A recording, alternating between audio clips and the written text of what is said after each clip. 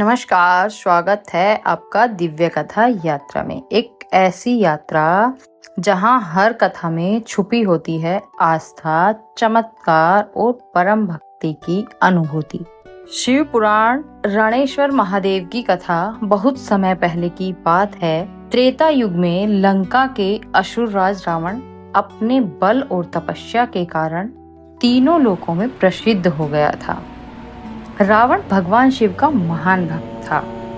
उसने घोर तपस्या की, हिमालय की चोटियों पर बैठकर हजारों वर्षों तक केवल ओम नमः शिवाय का जाप किया। वह अपनी भुजाएं काटकर भगवान शिव को अर्पित करता गया। आखिरकार उसकी तपस्या सफल हुई।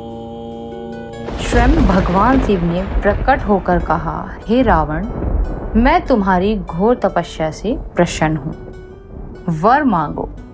रावण ने कहा, हे भोलेनाथ, मैं चाहता हूँ कि आप मेरे साथ लंका चले और वहां निवास करें।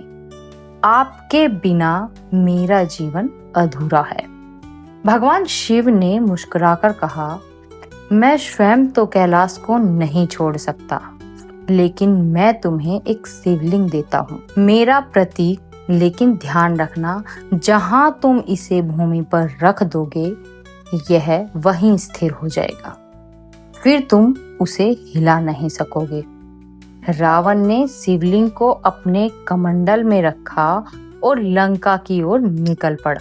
इंद्र, ब्रह्मा और अन्य देवता रावण की शक्ति से भयभीत थे। वे जानते थे यदि रावण शिवलिंग को लंका में स्थापित कर देगा तो उसे कोई पराजित नहीं कर सकेगा। तब भगवान विष्णु की सलाह से भगवान गणेश एक बालक रूप में रावण के मार्ग में आए। जब रावण गोदावरी नदी के तट पर पहुंचा, उसे लघु शंका लगी। उसने गणेश जी को बुलाया और कहा, बालक, इस शिवलिंग को कुछ देर थामो, मैं अभी आता हूँ, पर ध्यान रहे इसे जमीन पर मत रखना। गणेश जी बोले, ठीक है, पर मैं तुम्हारा अधिक समय इंतजार नहीं कर पाऊंगा। जैसे ही रावण कुछ दूर गया, गणेश जी ने शिवलिंग को धीरे से जमीन पर रख दिया। जब रावण लौटा, उसने देखा शिवलिंग भूमि में धंस चुका है। उसने पूरी शक्ति लगाकर उसे उठाने की कोशिश की, लेकिन वह टस से मस न हुआ। रावण क्रोधित हुआ,